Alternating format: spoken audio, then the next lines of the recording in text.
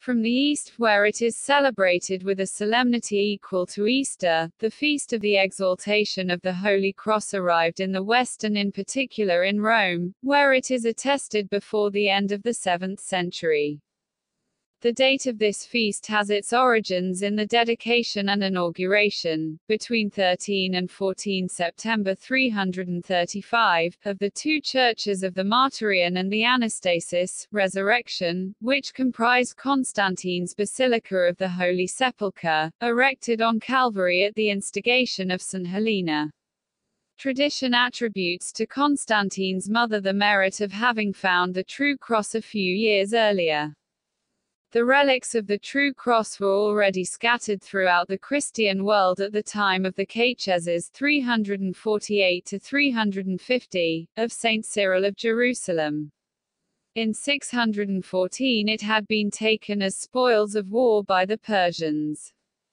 But in 628 it was recovered thanks to the victory of the Emperor Heraclius, who on his return to Constantinople celebrated his triumph on 14 September of that year and then returned the relic to the Holy Sepulchre.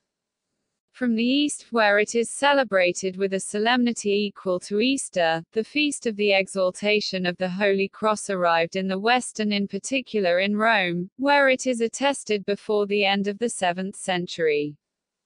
Today's feast, even in its name, helps us to remember that eternity and glory and the salvation of the human race pass through the cross, through which our Lord conquered sin and death, against all the world's expectations.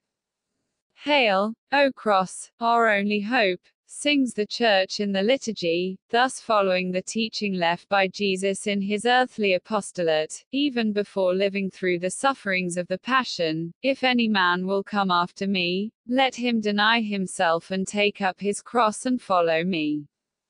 For whosoever will save his life shall lose it, and whosoever will lose his life for my sake shall find it." Mt 16:24–25. There can therefore be no Christianity without the cross, which is the premise of the resurrection and which has made the faithful of all times discover the meaning of suffering on earth. We read in the Catechism, "It can now configure us to him and unite us with his redemptive passion." CCC 1505. Saint Andrew of Crete explained that the cross is both gallows and trophy of God. Gallows for his voluntary death on it. Trophy because with it the devil was overcome and with the devil death was defeated. Moreover, the power of hell was weakened, and so the cross became salvation. That is why Jesus, before being crucified, announcing his glorification through his sacrifice, said, "And I, if I be lifted up from the earth, will draw all men unto me." John 12:32.